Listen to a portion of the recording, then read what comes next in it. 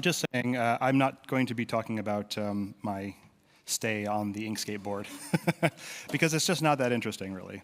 What is interesting, though, is Inkscape itself. And it's become one of my go-to tools for well, everything, right?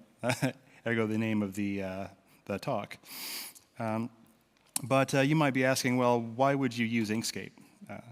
Well, first and foremost, because it's really, really fast. You have instant scaling, moving, and rotation of all the images that you import, including shapes. Everything is an object. Things are easy to keep organized. Inkscape gives you a layers and objects, a dialog with all of your shapes kind of layered. And every time you create a new shape, it shows up here. But as you can see, it's also easy to not keep things organized from the sheer quantity of things that I didn't really care about naming. And the good news about that is that it doesn't matter. If the organization helps what you're doing, good, but you don't really need it. And in fact, most of the time, like 90-ish% of the time, I actually just close the layer dialog entirely because I don't like going back and forth to it. So there's also lots of automation possible in Inkscape to an even greater degree than Adobe Illustrator. And we'll have a look at some of that. It supports a linking or embedding of a pixel-based raster graphics. So not just vectors, but things like this watch picture. The second reason, of course, is vectors are awesome. You know, you have infinite resolution. How many of you are familiar with vector graphics? Okay, so like about half. So the difference between raster graphics, like this picture, is that this is a stack of colored pixels that the computer software has to store. If you zoom in on it, it's got kind of a pixelated edge to it. Whereas vector graphics aren't stored as pixel stacks, they are stored as geometry, so geometric shapes. So you'll have points and curves that connect those things. And in fact, you can take those curves and move them around and make entirely new shapes, which is kind of nice, especially for things like logo design.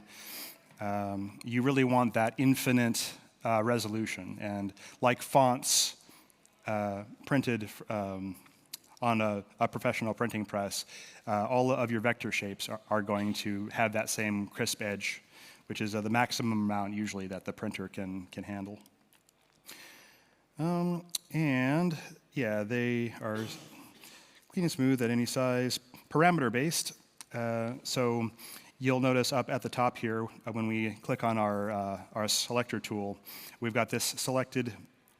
And the selector tool has these options in what's known as the tool control bar. And up in the tool control bar, you have width and height. So I can actually change the width and the height, and currently it's in millimeters. So you've got real-world measurements for your vector shapes. So if I want to, for example, make it, I don't know, 90 high, right, or wide, and 120 high, right, I can use those up parameters to change the shape. There are also different parameters for different kinds of shapes too, and we'll see more of that later, but just as an example, here is the star, which I have rounded out with a parameter and randomized with a parameter in making this presentation. So you can actually switch back and forth from polygons to stars, for example. That's one parameter. You can also control the number of spokes in your star or angles in your polygon, which is quite nice. And you can also reset it to the default with this thing, which will give you a regular old star. And yeah, they're super fun to play with, you know, to the point where you might want to round out your star and make it a splotchy thing, right? And the more you round it out, the more like spirograph it becomes if I give this just or an outline. I don't know, did you guys ever use spirographs? Are you all too young for that? But you can make some really interesting things really fast with the parameterized shapes. I'm going to regret that later because it saved that preference for stars. So you'll probably see it again. So third reason why use Inkscape. Inkscape is freedom software. I kind of preaching to the choir on this one, I think. But it keeps you in control of your own graphics. There isn't any subscription or internet connection needed to use it. I mean, this is like heady stuff, isn't it? Like almost nothing that you can buy these days has these benefits. It enables a cross-platform collaboration, so it's available on Linux, Mac, and Windows. So if you're working in a group, it doesn't matter what system you're on, you can work with that group. It's based on the SVG standard for all of the vector stuff, and the construction file that Inkscape saves is SVG by default. And SVGs are nice because you can embed them in websites instead of your JPEGs or your PNGs. And when somebody pinches zoom on their tablet or phone, it'll have the infinite resolution. You'll never see any pixels in your SVG vector shapes. And that's all standard. So it also respects your privacy and ensures your freedoms via the GPL. So it's your software from the ground up. You can modify, distribute, and use the software for free forever. And it's also free of charge, which does matter. Like Ryan mentioned, I'll tell you who really likes the free bits of software like this is clients. Do you think a client wants to get resources that require them to subscribe to some really expensive software package for a whole year just to, change business card details? Probably not. And that's what I usually sell to new clients. You get the source files that you can edit yourself, and you get the software for free. Not really any better deal than that, is there? Also, the Inkscape community is a big selling point as well. We have a massive, massive community of really amazingly helpful people, and I'm just so proud to be part of it as well. So number 4, why use Inkscape? Inkscape is a powerful multi-tool. It exports a variety of formats, including PNG, JPG, SVG, and multi-page PDFs. It stores precise measurements for CNC via vector graphics and other design applications with the SVG file format. It's also good for fast, non-destructive illustration with path effects. If you've never used path effects in Inkscape, oh, there it is again. Let's reset it, and we will make it a bestagon. No, bestagon. There we go. And we can go into path and path effects. And these are non-destructive effects that will do various things to your original, but keeping the original geometry intact. For example, I can tile this, and all of a sudden I have extra parameters like columns and rows, right? But not only that, I can actually move them apart, together, and I can rotate them, so that they are, different. And if you want to make a hexagonal grid, for example, you can also use things like the offset. So I can offset rows to make a honeycomb-like structure. Or there we go, honeycomb-like structure. And all sorts of other things that we won't go too much into, but all of that is under path, and path effects.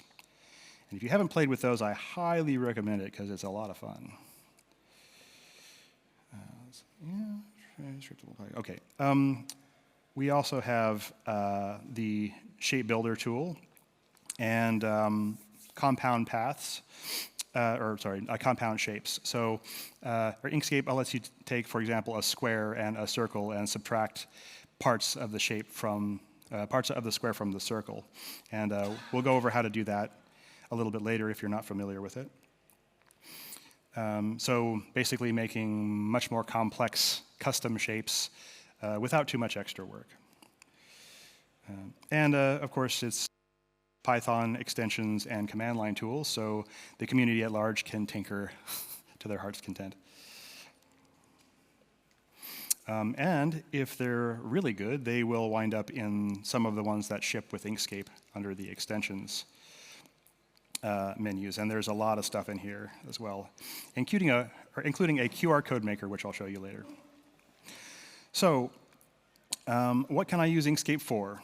Well, today we'll take a tour of some general uses for Inkscape, including Inkscape for notes, illustrations, construction, business documents, social media and advertising, product design and packaging, web design and UX, and photo editing.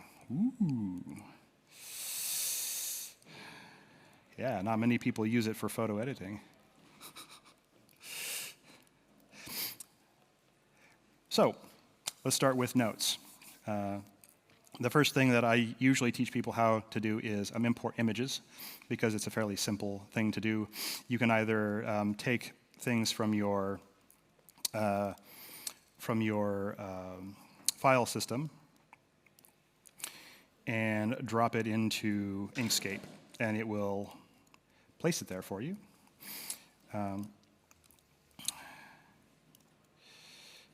We'll get on to how to size and scale, rotate things later. But this has the advantage of, actually, we're here. Importing images. So you can copy and paste directly from websites, too.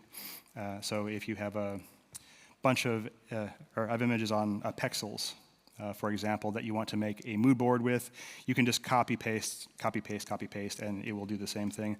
The difference, though, is when you import something, it will link the file in from your file system. Now, this has the additional advantage of being editable in an external program. Since the image is not crammed into an SVG file, we can right-click on it and edit externally. And we've got GIMP as well. So you can kind of, you can give me the mustache I always wanted, right? And when I save that, I'll overwrite the original, wait until it's finished saving. When I switch back to Inkscape, wow, good mustache. Yeah. So, yeah. I can dream.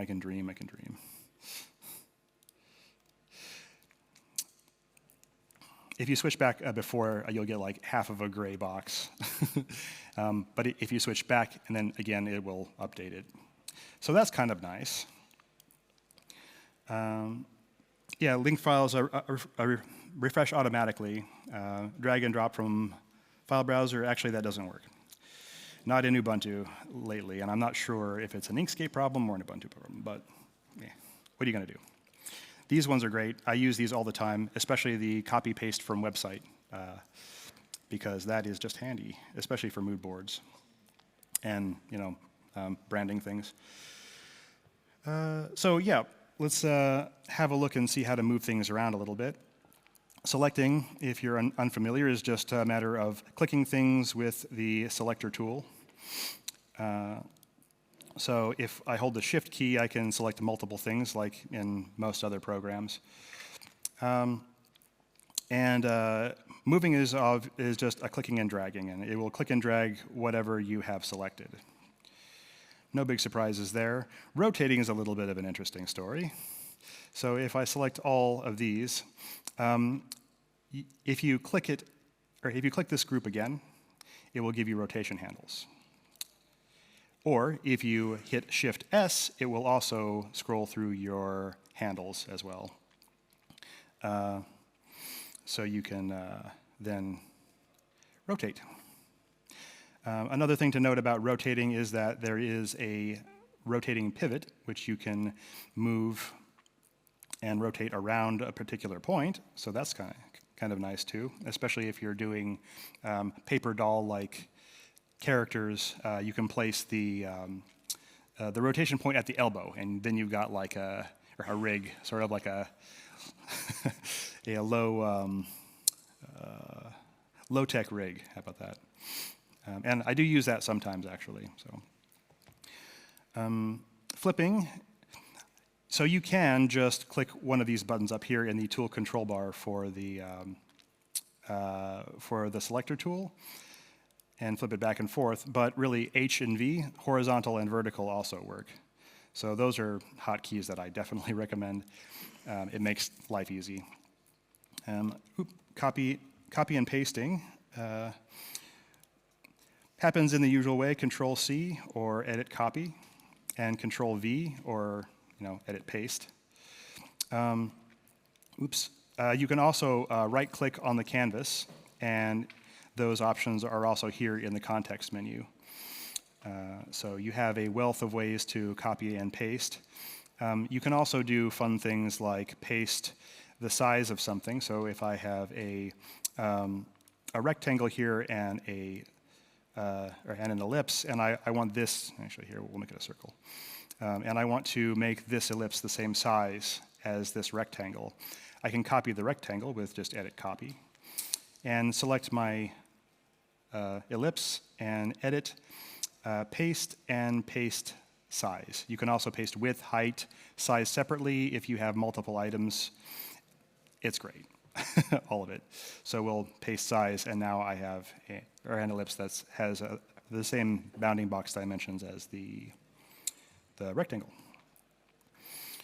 Yeah, you can also do other things like pasting style, which is great if you have say a green circle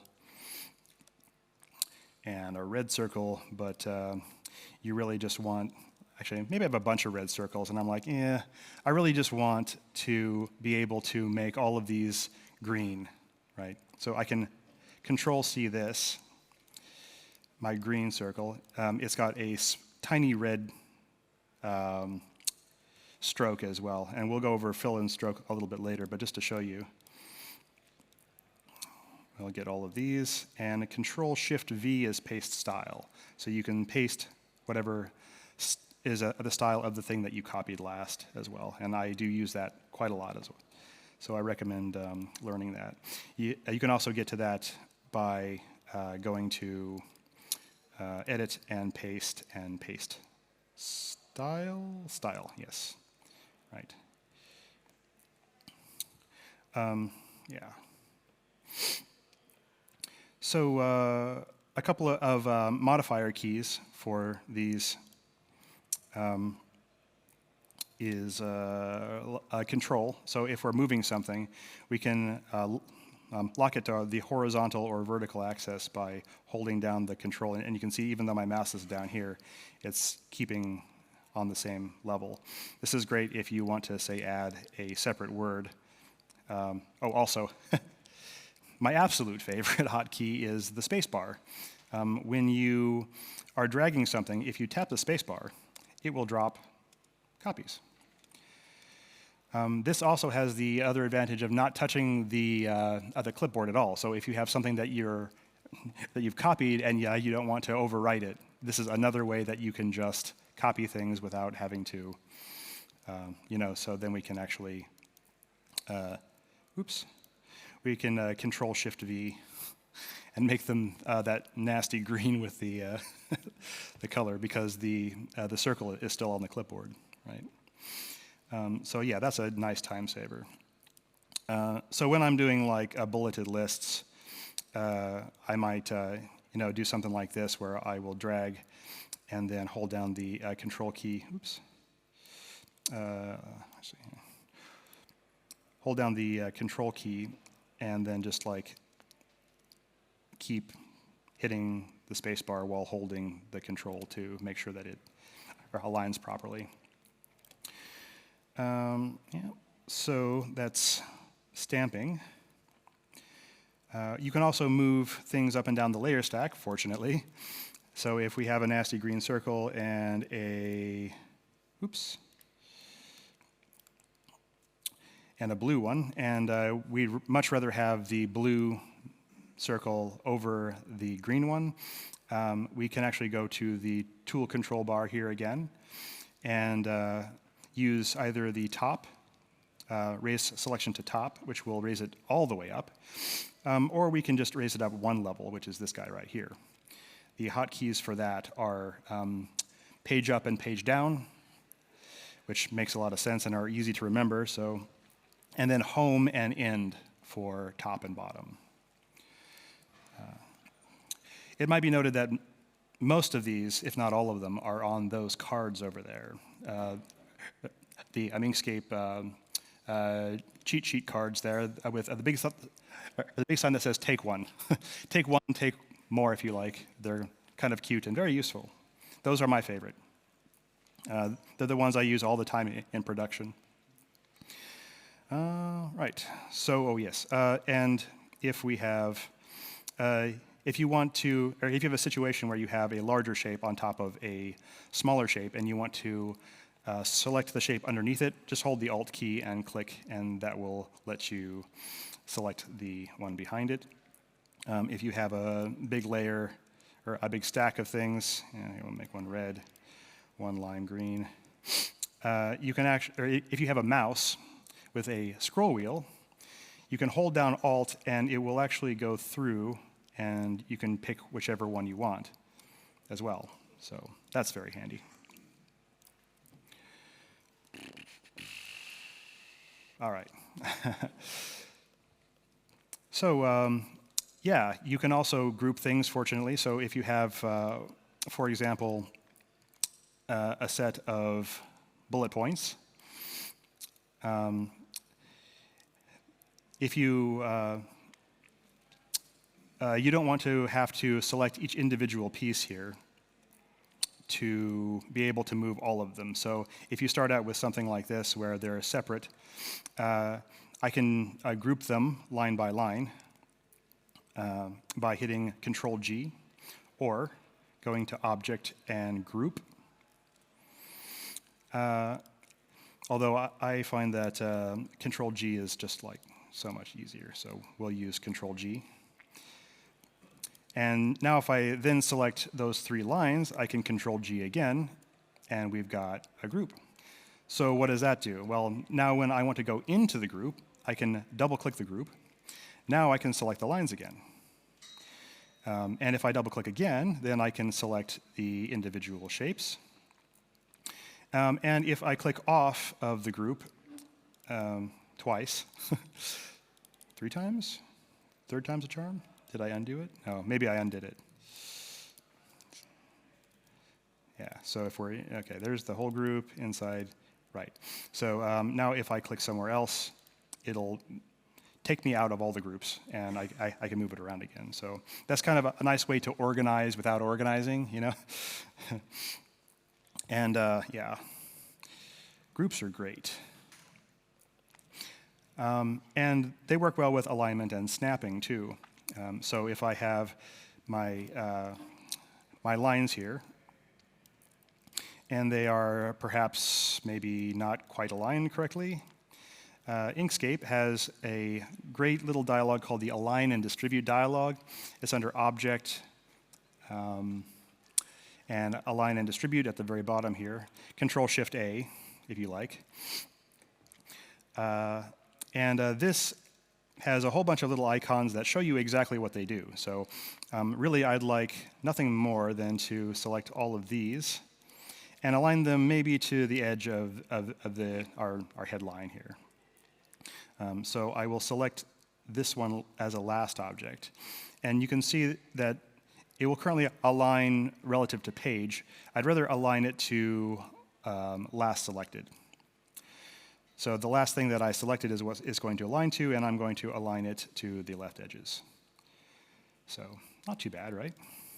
But you can see they're kind of wonky. You know, they're not like spaced out quite correctly.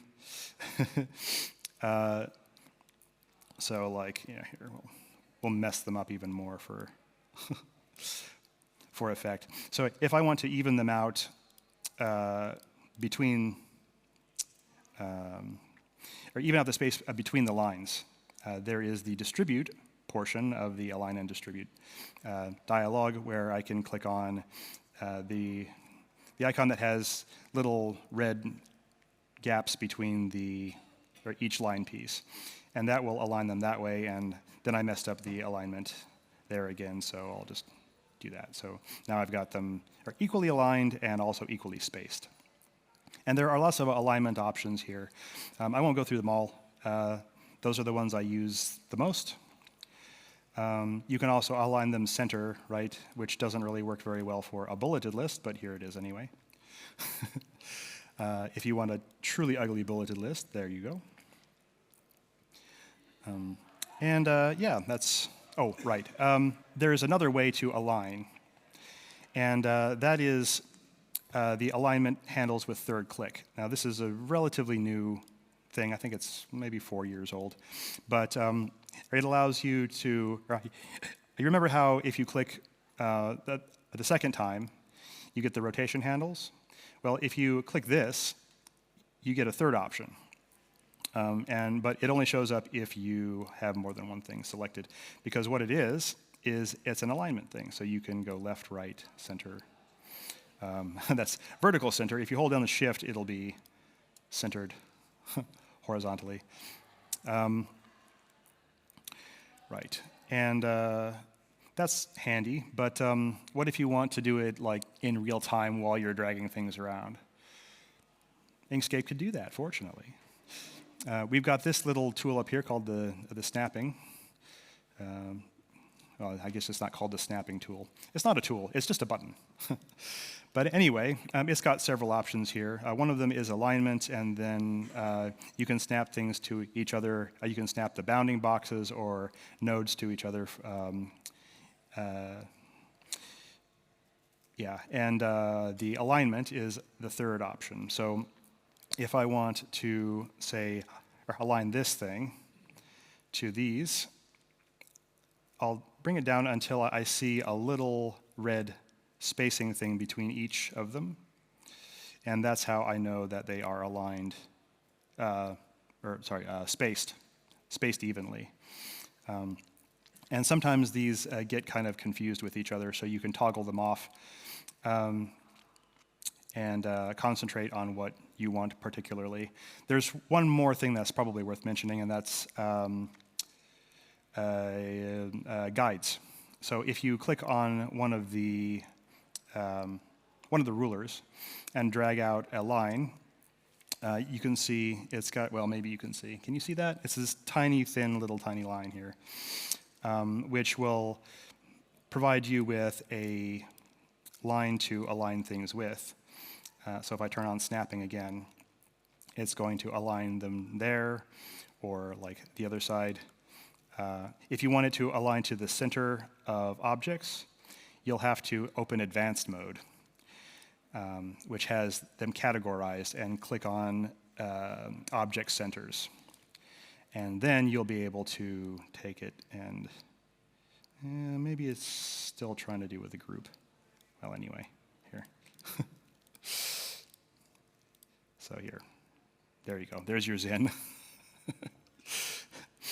I think that might be a bug, but I'm not really sure, so I'll have to ask. I believe that did work before. Right, so I think that's, oh, and grid alignment. So there is another tab under the Align and Distribute dialog called Grid. So this is nice if you've got like a bunch of oddly shaped pictures. Let's pretend like these are pictures. And you want them like nicely aligned in a grid pattern, right? You can actually just select all of them and choose how many rows and columns you want, and then arrange them like that. You can see we're missing one here. So yeah, there we go. And arrange that.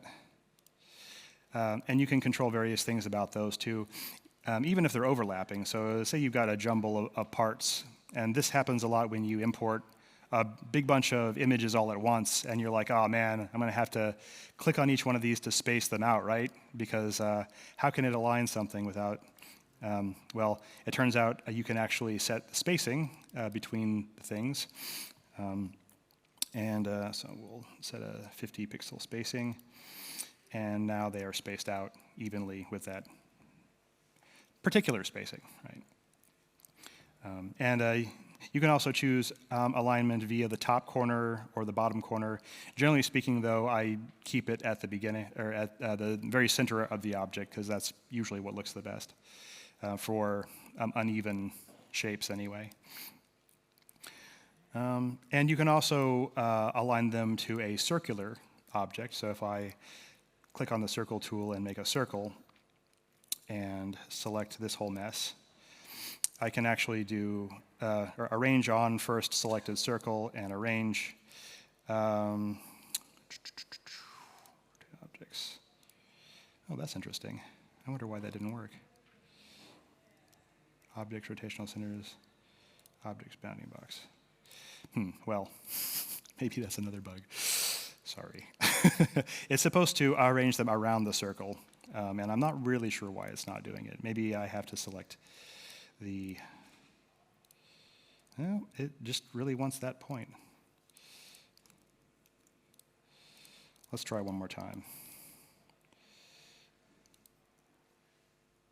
Couldn't find this. Okay. Yeah. Bug report. Yeah, so that will, in the future, arrange them around the circle. I mean, so, or this is, or I should maybe append the disclaimer that this is 1.4, so it's like brand new out. So there's bound to be a couple of things, but that's where the community is so good, right? You can become part of the community and report those things in a nice way, right? and they'll get attended to for the next release or sooner if you like to install the nightlies. So let's see what we got here. Every good note-taking application needs text. So let's add some text. And just click. To add a single line of text, you just click somewhere. So this is the text tool, which is an A, unaccountably. And so we can just click somewhere and start typing. This is my cool title. And it's still the most ridiculous colors in the world, so let's change that.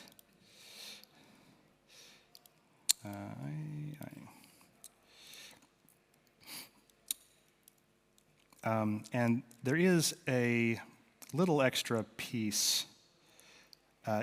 If you are not on the selection tool, if you're on the text tool, you get this little handle now. And you can actually have your single line wrap around that way. Now, I don't recommend you use that. And the reason is because that will throw away some of your styling information when you do that. It's kind of a long-standing bug. It's kind of the same as converting it to a piece of flowed text behind the scenes, and it doesn't work very well. So if you want to wrap your text around, I highly recommend that you click and drag instead, a nice rectangle for your text. And it'll put a cursor in there, and you can start typing all this stuff that I typed earlier. Yeah. So now we've got our text and our title. Actually, let's turn off snapping. That can get annoying after a while. So say I like the text, but I would much rather have it like flow into this cool looking half trapezoid sort of thing. You can do that. Just select it and the text flow into frame. not too bad. In fact, it updates real time when we change the shape. Oh, actually, and also there's a handle for the margin as well. So you can change your margin. And if you change the original shape, you can also see it change in real time, which is kind of fun. You can also flow it into 2 shapes, or 3 shapes, or 10 shapes, just by,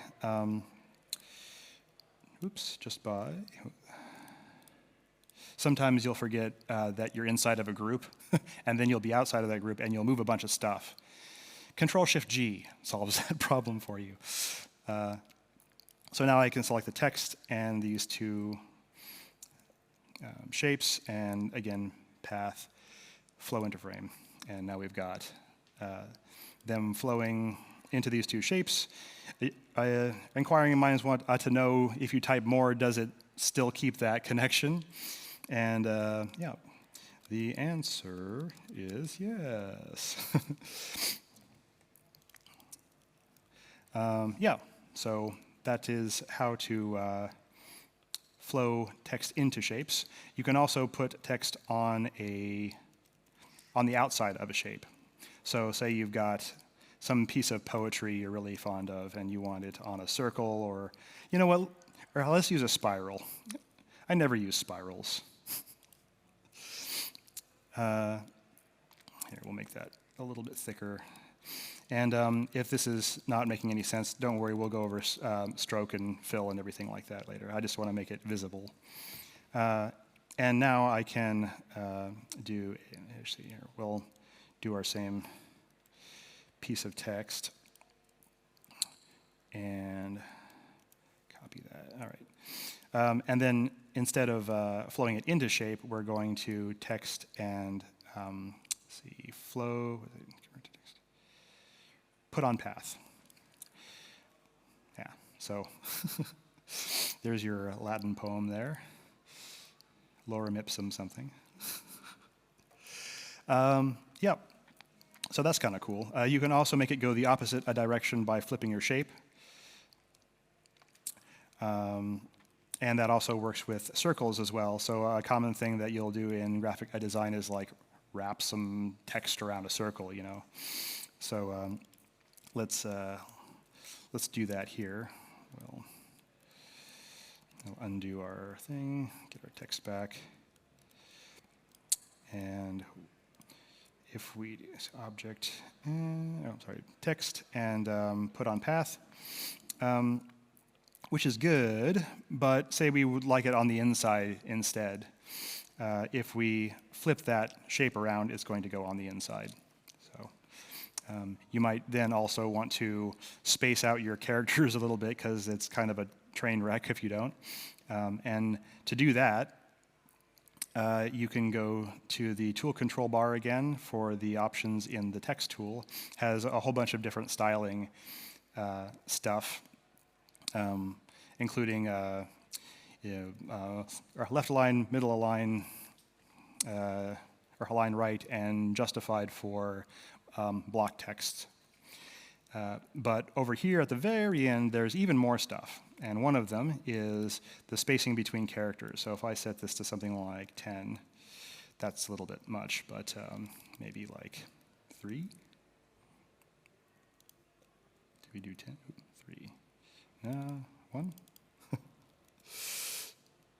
That's quite interesting, isn't it? Oh, did I click off of it? I clicked off of the actual text, didn't I? Yes. Oh, no. Okay. Sorry, I lost track of what I was doing. It happens sometimes. So if we go to, what am I doing? Okay, right. So the text tool with the, yeah, right. Options here. Let's go 3 instead. Right. There you go. So now you got nice spacing in between your otherwise crammed together characters, which is fun to play with. If you're wondering how you do like half on top and half on the bottom, it requires making a second circle and then mapping one to the inside of this one and the outside of the other one. So then you have them in, yeah, like top and bottom. Right? And you can hide these too. Like if you're tired of looking at the the actual lines themselves, you can hit the right-click and hide selected objects, and that will hide them from you until you need them again. You can also unhide them by right-clicking and unhide objects below cursor, or you can even look at them without really seeing them by going to View, Display Mode, and choosing Outline instead, which didn't work. That's quite interesting, isn't it? Yeah, View, Display Mode. Maybe it's different now. Outline Overlay? Okay, well, that's different too. I think that is also a bug. Oh, unless, no, you know what? Maybe it's because I hit it? Yeah, okay, no, it is because I hit it. So you can see the lines here. But apparently, if you hide them, you can't now see them in that mode either. So never mind. Yeah, but now we've got outlines on everything. So if we go to View and Display Mode and go back to normal, then we have our presentation back. Okay, so that's all about adding text. How much time we got? Okay, we got plenty of time. Right. So next thing is Inkscape for illustrations. I spend a lot of time illustrating things in Inkscape. So some of you might recognize some of these characters. They're for a FOSS contributor class, basically an online class. And we wanted penguin-themed sort of characters, so I designed them all in Inkscape using a variety of tools. So let's look at the shape tools. We'll do a quick overview of the regular old square. And you can make your square slightly more interesting, by the way, by taking this handle. You can actually add some corner rounding to it.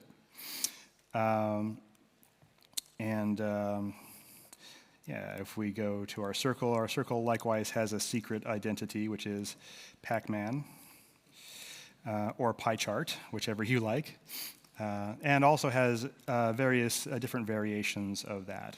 The last one here is always a reset to default, so if you're confused and alarmed, just hit that one at the end and get your regular old circle back. And we've already played with the star tool and the polygon tool. You can also add rounded and randomized values too, and reset them with the little black arrow thing. Yeah. So now we get to the good part, which is coloring your shapes. We've got our shapes, and they're just kind of at the whim of whatever happened to be last made. So you can click on a swatch anywhere at the bottom and get a particular color that's maybe close to what you want, maybe not. To edit that color, down here you've got the fill and stroke indicators. This is the fill and stroke for the current object that is selected. So double-clicking on the fill, for example, brings up the fill dialog, and then you can change your colors. And if you don't see this wheel, I think it's also hidden by default for some reason, but I like this wheel, so I unhide it. And there are also different color blending modes too. You got HSV or RGB, ignore that one, HS Love, and CMS. Yes, it's CMYK, but don't get your hopes up. It's not the CMYK that you need to print with. It's just the estimation. This is the stub there that will, in the future, support the CMYK that's currently being developed by a mystery party who I will reveal at the end of the presentation. Right, so we've got our circle here. We don't have to settle with just a flat shape or a flat shaded circle, though. We can actually turn it into a gradient. The second little option here is linear gradient. So then you can take, our shape, and by default, it will take the color that the flat color that it is, and make a gradient from transparent to that color to that color, right? So if I take this over the blue, you can see it's got transparent blue in there.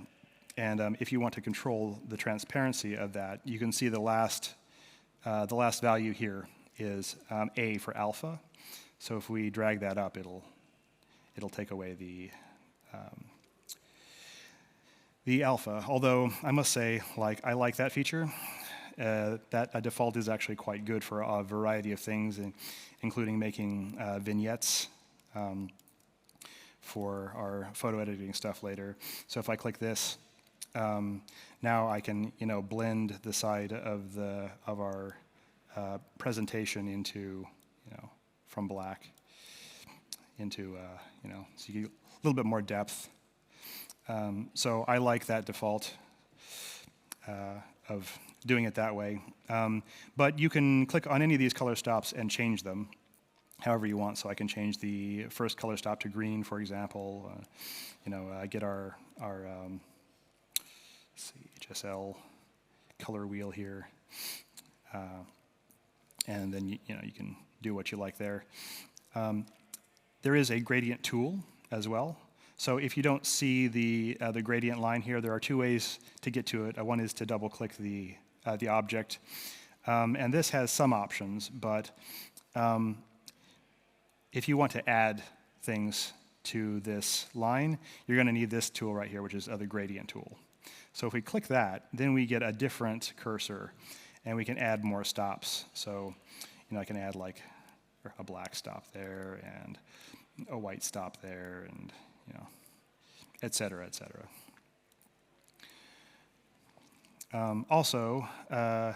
So now we have this gradient there, but it's kind of flat. This is a circle, but maybe we want a sphere instead. So the next option is a radial gradient. And if we click that, that does not look like a ball, does it? Well, it will if you reverse the gradient, which is this button right here. Now, if I, now if I make sure I'm on the right tool, I can actually increase the size, and now it's got kind of a 3D shape, right? You can make it non-circular as well by taking and dragging one of these, and it's good for various kinds of shading. Like if you're doing the top of a can and you want the can to look rounded on the top, then you would use more of or have an elliptical gradient. So there are lots of options there for doing that sort of thing. There's also just like straight up mesh gradients as well. So if you want complete control over a mesh of colors, here let's do red. We'll do yellow. You can see it actually mixes all of those at the same time. And you can also add more color stops to it. But remember, this is a mesh gradient. So what you'll want to do is add more stops on the lines that form the grid, because it's always a grid. Now you can move parts of that grid around. Let's see. Maybe I want like more red on this side and more whitish yellow on this side. So you can do all sorts of things with that. You can get real good with that. I never use it. I don't think I've ever used this once. And that's not to say it's not very useful. It's just not the kind of illustration I usually do. And also you can get similar things, similar effects to what you would get with a mesh gradient with other techniques like blurring your shapes and overlaying them and other things like that. But the option is there if you want to play with it. And actually that looks pretty cool. So there you go. So moving right along, we can also fill it with a pattern. Now, the pattern tool has gotten a huge makeover. If you've used it before, it was very, very sparse. Now we have a ton of different options, but not only that, we have the option now to edit on canvas. So you no longer have to move sliders around. You can just edit on canvas, and it gives you handles for moving things around, rotating them, and making them larger, smaller. So that's quite nice. Didn't used to be like that. Yeah, I think, let's see, yeah. And you can control various other things as well, like this. Let's see, the orientation. No, actually, I think that's the orientation does something different than I thought it did. Okay, well, anyway, maybe that's enough. And the last button here is a swatch. You can make your own swatches, and they show up here. We're not going to go over that because time is limited, very limited. And we're going to move right along to custom shapes because that's more interesting anyway. So you can make custom shapes with these tools right here, the paths tool,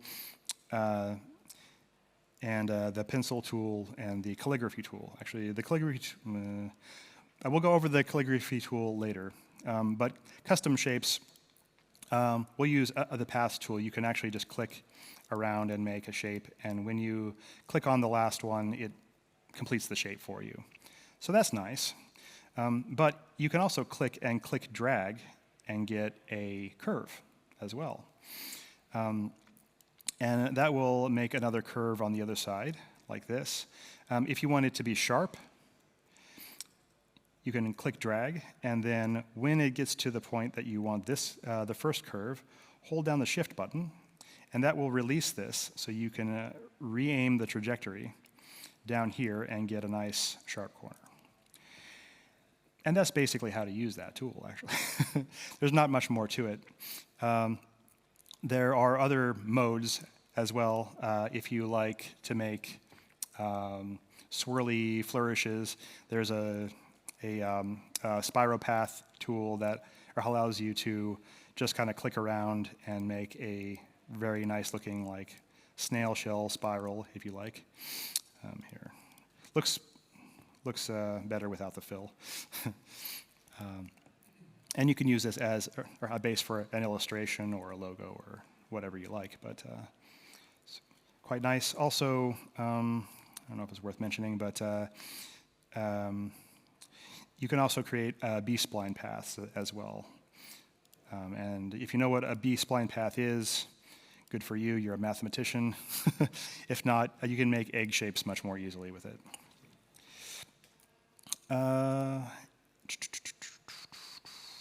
Right. You can also add a shape to your stroke as well. So say we're wanting to make flourishes, but we'd rather have it like thicker at the bottom than at the top, kind of like a vine. You can then triangle in or triangle out. And in this case, I think we wanted to triangle out. So now if I take this, sorry, we're still on the busy. So let's make a flourish, spiral path.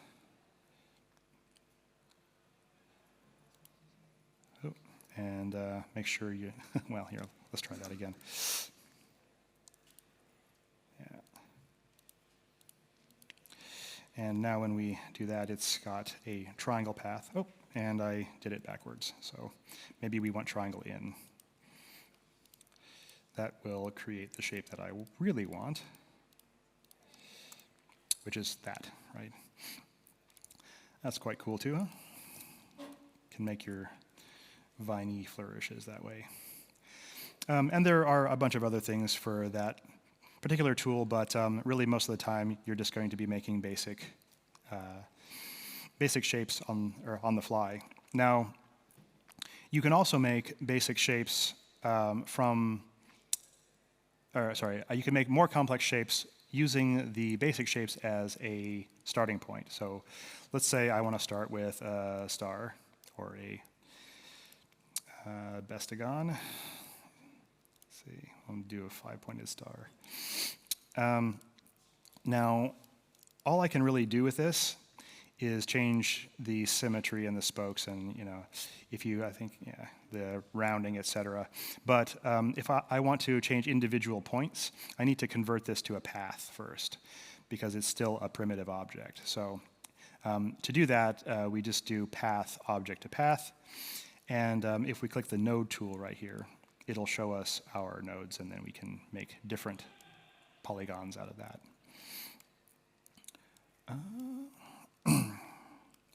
Yeah, and also if you click and drag a straight line, it becomes curved, just in case. But even better, actually, there is a new feature as of, I think, 1.3. But you know how cool it was to be able to round corners of a square? Nothing beats that, right? Well, they actually added the ability to round any corner that you want now. So this tool right here is what does it. We can select one or more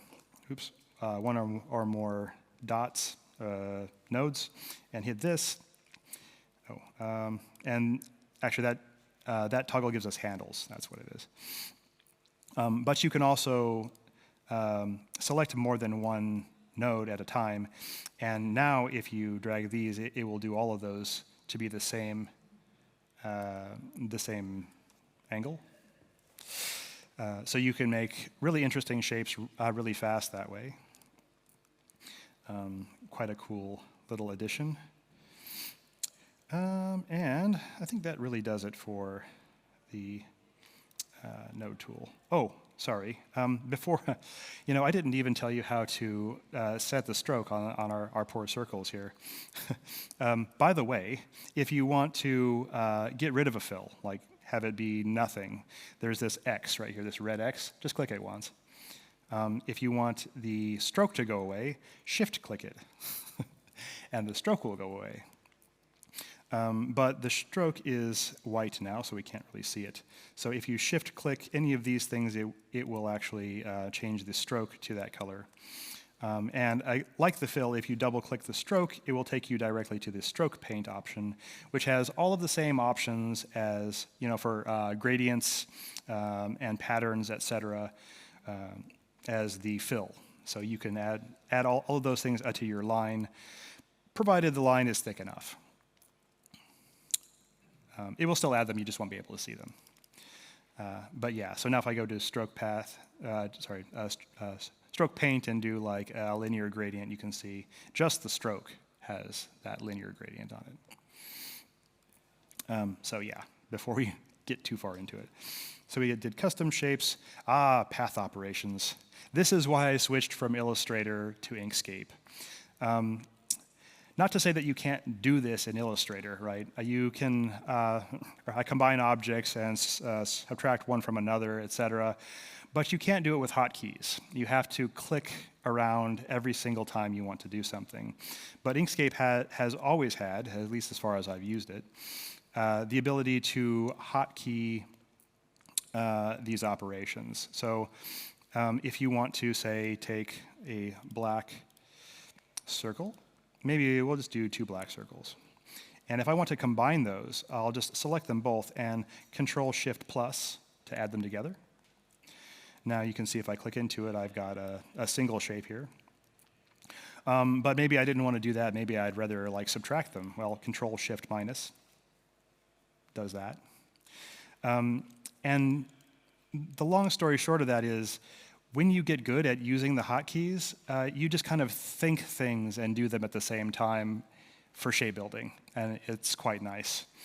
So you have all of the Boolean differences here, so like union, a difference, intersection, exclusion, division. But if you don't want to memorize the hotkeys, which again are on that card, you can go to path, and they're all there as well. So under the path effect, or under the path are the path operations. There is also a new feature. There's a new operation in, I think it's probably 3.1 has it as well. But if we have some text here, you can also convert text to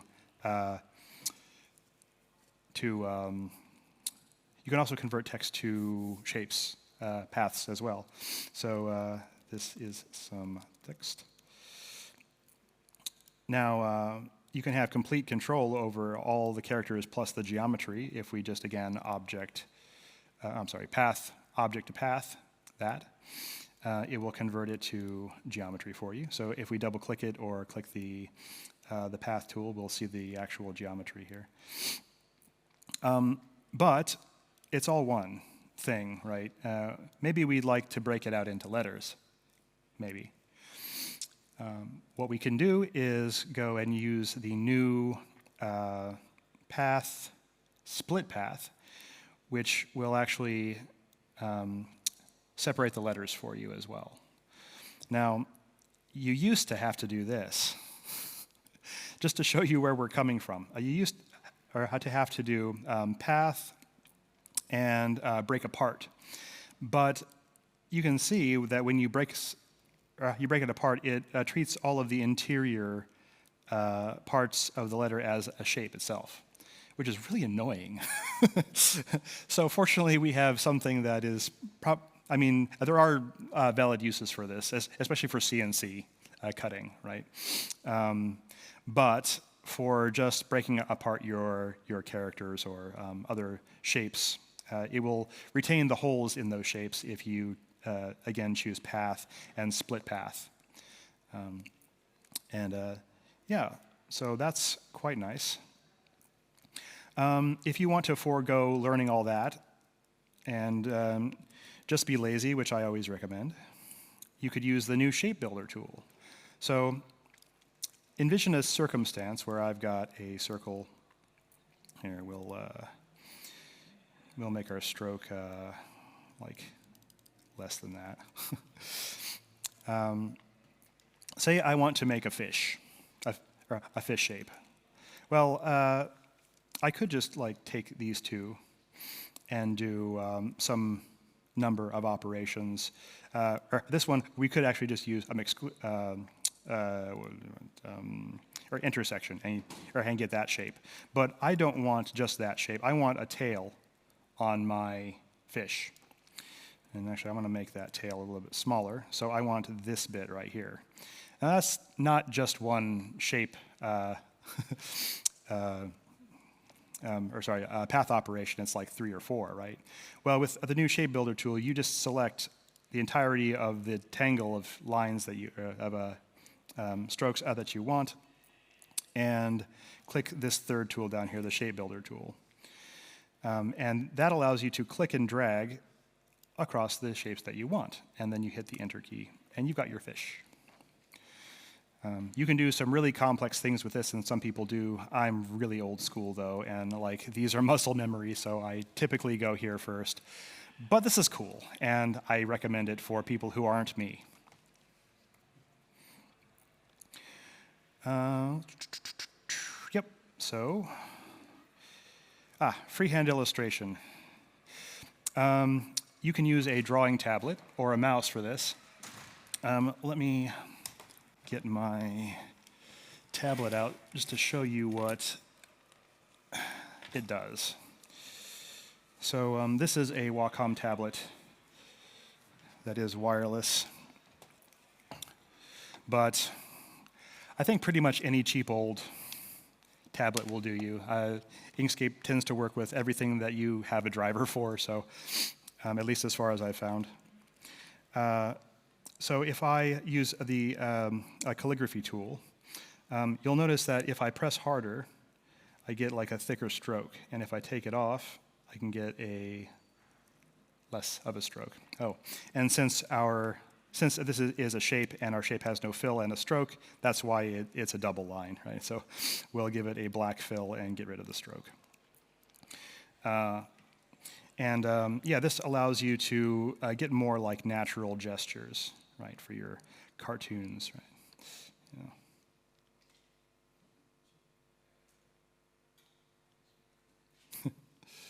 Yes, I know, it's great. But we've only got a couple minutes anyway.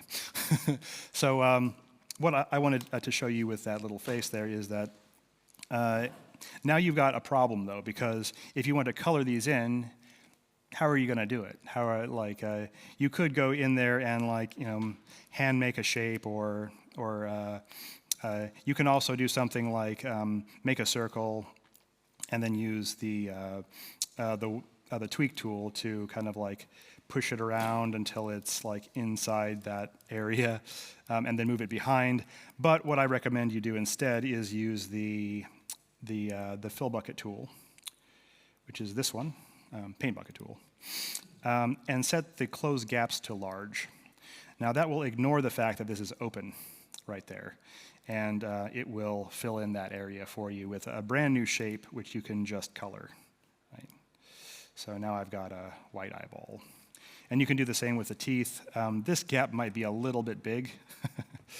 You know, if I were to do anything with this, I'd probably go to the tweak tool again and like, you know, kind of like move things around a little bit if I was so inclined. You could also just like redraw it and save yourself the trouble. Yeah, that's. You can do this with the mouse too, though. You don't necessarily need a tablet to do it. In fact, the calligraphy tool has thinning, mass, and other things here that allow you to actually use the speed of the mouse instead of the pressure. So if I do this real fast, it's going to be thick, and if I do it real slow, it's going to be thin. And yeah, if you usually you can't start fast and maintain that speed, so the effect is that is kind of like a tablet stroke. So that's kind of nice as well, just in case you don't have those. Right, and that kind of concludes that. So yeah, lesson 3 is Inkscape for construction, and we're going to kind of breeze through these because I think we're kind of short on time, and I still want to show you guys the social media template stuff, which is a little bit more advanced, but it's quite worth the time to have a look at it. Yeah, so it uses real-world measurements. We saw before the default is millimeters. You can also use inches, etc. One example is a gingerbread house. So I actually printed out this template for a gingerbread house, which we then made into a gingerbread house, designed in Inkscape in the flat. But you can see that I didn't actually print this piece over just one piece of paper. It was just too big, right? So what I'll usually do, here's a nice little trick. If you have to print something that's larger than the piece of paper, just make a target with just an empty circle and a couple of lines, right? Maybe not triangled out, triangled in. That's, of course, the problem with showing everything, is that everything remains just as you left it. Yep, and just do that. Yeah, so if I have a rectangle that's larger than our pages, for example, here we'll make a bunch of new pages. This is the page tool down here at the bottom, by the way. So it's just going to add more of the last page style that you made. So we're going to add like 4 of them. Well, 5 if I can't count. And then, oops, I'm going to group this all together. It, like, you could spend ages kind of like trying to clone this around these individual pieces to try and line things up, but here's a trick. You can, if you want, just overlap the pages. So I'll put this one up in the corner here, this one over here, oops. This one down here, maybe we do need 5 of them. Let's pretend like we just need 4. There. And when you export these to a multi-page PDF, it will do the alignment for you. And all you have to then do is line up the crosshairs like so on the, like this. And then you can print as large as you want, just include the requisite amount of pages plus markers. Yeah. I used to spend ages like trying to line this stuff up. It's like the Pages tool. Makes sense. Okay, so Yeah, and you can also do things like use it as a measuring tool. If you know how big your plywood is from the store, you can kind of fit your pages in, or your pages, the size of your dog bunk bed, for example, to fit those particular pieces of wood, so you don't buy too much wood, etc. And another example being Inkscape for a design. I was a designer for 10 years.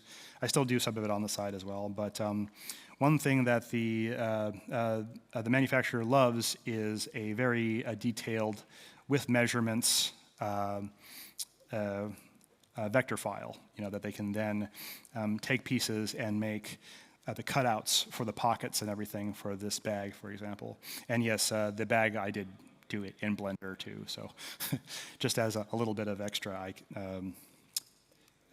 reference, because manufacturers don't always speak English, and I only speak bad English. So having something visual definitely helps.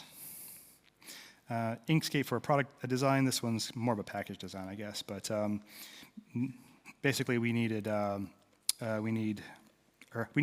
box to fit 4 little gin bottles in to keep them spaced out so that they didn't knock against each other. But I wanted to go full, I'm eco-friendly with it and just put it on one piece of recycled material, right? So I designed this box in Inkscape to then package these and send them out, and I think they still actually sell quite a lot of these, even after 5-6 years now, maybe longer than that. But anyway, that's Inkscape using real-world measurements with construction. You can, of course, also use Inkscape for business documents, quotes and invoices. We added some pages already, but if you go to the Pages tool, you can see that there are a variety of options. Video HD 1080p is for presentations, but you can also choose an A4 or a US legal, right, and actually have a printed multi-page PDF, or at least a printable one. Yeah, you just click on a page once you add them and move them around by dragging. You can also name them as well, and that helps if you're exporting. You can export PNGs, for example, of all of these, or of all of these pages, in case the projector only takes PNGs or something like that. And the name of the PNG will be the name of the page, .png, which is nice. Keep it consistent. You can see I don't bother, but actually I think maybe, yeah, so they show up kind of like this, where it's got slide 1, slide 2. I thought I was going to do that, but I changed my mind. Didn't need to. Right. So that brings us to, oh yes, yeah, so here's an example of one of my fancy quote for services things. It kind of functions as a brochure as well. And you can do the same thing with pie charts and bar charts and diagrams using, of course, the circle and the rectangle tools. And you can export either PNGs or SVGs. Some presenters will take SVG graphics now too. I think even Microsoft stuff does now. So you can make assets for presentations for people with Inkscape. And you can add interactivity too. So if you want to hyperlink things in your website, or sorry, your website, your PDF. For example, where is it? Did I do? Okay, yeah, my portfolio, done in Inkscape. But you can see I have hyperlinks for all of the video things, so you can click on any one of these and then see what I've been working on for that particular client. And also, in case they don't have clicking capabilities, maybe it's on somebody else's computer. It's always nice to have that QR code there. And Inkscape can make QR codes too. But not only that, it can make fancy QR codes, right? Like there's QR codes, and then there's like QR codes with hearts and stuff like that, right? So to make a QR code, you need a piece of text. This is a website, so we'll copy that. And if you go to extensions, render barcode, and choose QR code, you can copy paste this into that. And if you want it to be a shape other than square or, I think, circles, you can actually just select like maybe a heart or something and select the clones. So what it'll do, it'll take that shape and make a QR code out of clones of that shape. And it'll have to think about it a minute.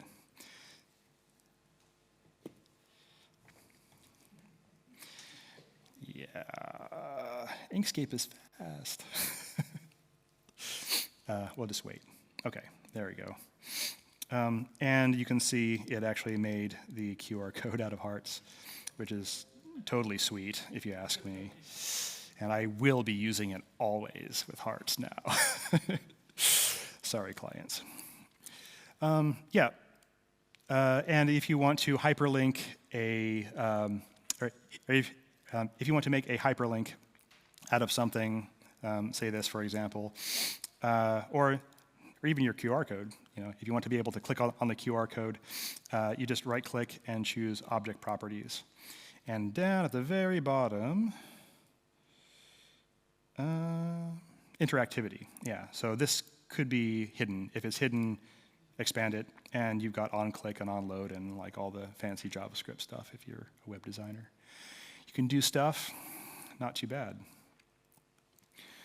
Pretty good for a vector editing program, huh? And then, of course, once you're all done with your pretty portfolio, you can export a multi-page PDF. I would save your SVG file first, just in case, because, programs crash every now and then, and you want to save your work. So, Control S is save, by the way. Maybe that's the most important hotkey of the day. Save your work regularly. Inkscape will save backups to a folder that is hidden in the guts of your computer, so dark that you will never find it unless you go to Preferences, or edit Preferences, and change it. It's very hard to find though, and yeah, I recommend just saving. So do we have a plug? Maybe. Sorry, I overestimated the the length of my battery life here. How much time we got left? 12 minutes. All right, I think that's probably enough time to give you a quick rundown of super templates. Super templates are a thing I made up. You're welcome. It's a way in Inkscape to use clones to basically be the laziest person in the world. And specifically, it allows you to make one square version of the social media advertisement that you want. And then make all kinds of different sizes for all of the social media platforms out there. And the nice thing about this is that using clones and clone groups, you can actually do a whole set, for example, for scale. I do all the graphics for scale every year, by the way, just, putting that out there, in Blender and Inkscape and GIMP, mainly. So yeah, there are like 200, 250-ish speakers at scale, and you don't want to have to redo these sizes for every single person manually, right? So if we take a simple example, let's do this. Let's make we'll make a blue thingy here with a image of me because, why not? So, or again, I'm like copying and pasting this from GIMP. Sorry, I should probably. You just kind of like think things and do them after a while. After getting to know the software, it's like second nature, and it's ever after hard to give a tutorial on it. Yeah, so I want to clip this this picture to this circle here. So you can do that by shift selecting the picture, right clicking and choosing set clip.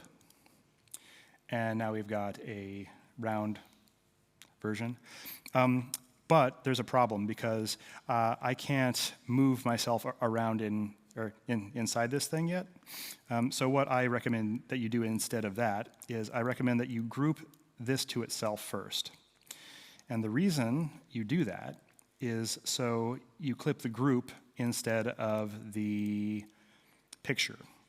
So you can then click into the group and add and remove things later. So if we do that same thing again, select them both and set clip, now I can click into the group that's clipped and I can move my head around. I can also add somebody else's head there too, which will be important in a minute. Oh, and yeah, make sure you're out of the group. So I've got this group of my head, and we'll just do like a background thing. Use some hotkeys here. Badly. Yeah, and we'll say Chris, and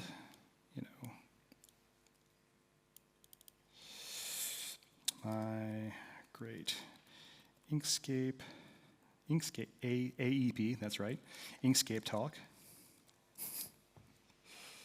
Inkscape.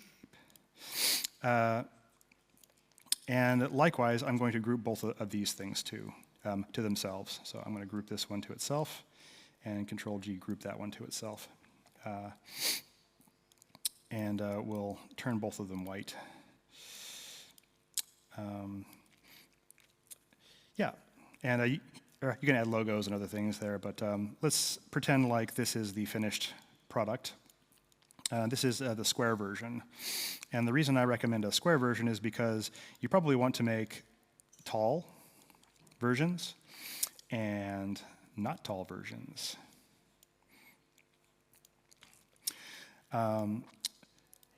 So now that I have these, here, we'll group those together too, because I'm not going to change that.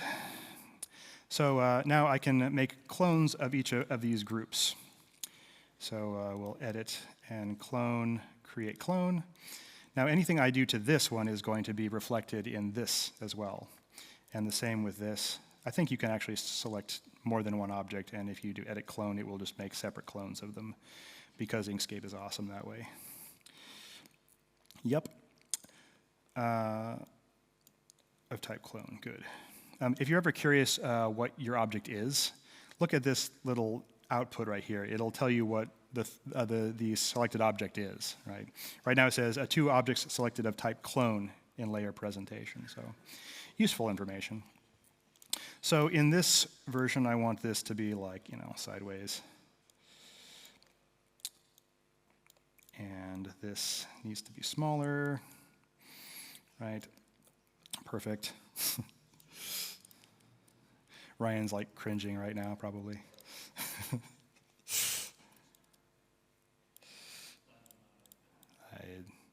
It's garbage, but it's fast garbage.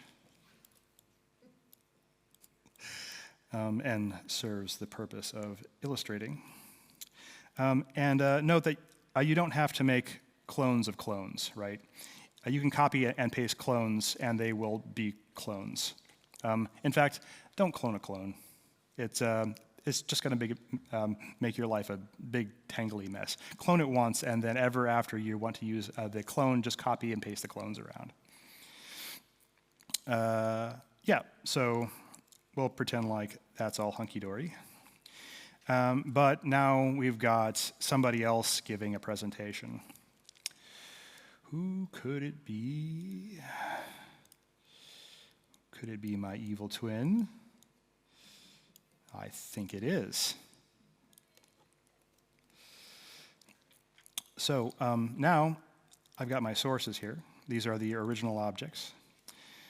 And I've clicked down into the groups to where my image is, and you can see that's where the image, it says image 738 by 762. And I can just paste right on top of it. And who's that? Oh my gosh. Oh dear. It is Chris, but it's the evil Inkscape talk. So that was easy. And it's also equally as easy if you make 20 different sizes. It takes time to make the different sizes, but once you have them done, you can then make a whole conference's worth of graphics without having to do what would amount to too much damn work. Yes, and there are several ways to export these with the size as the file name. One is to go into your objects and your layers and objects dialog, 4 minutes, and name the group. And that will be the exported value of the PNG or whatever you export these to. So in this case, we're going to take both of these and pretend like we, in the interest of time, have named them something reasonable. And if we go to File and Export, it brings up the export dialog.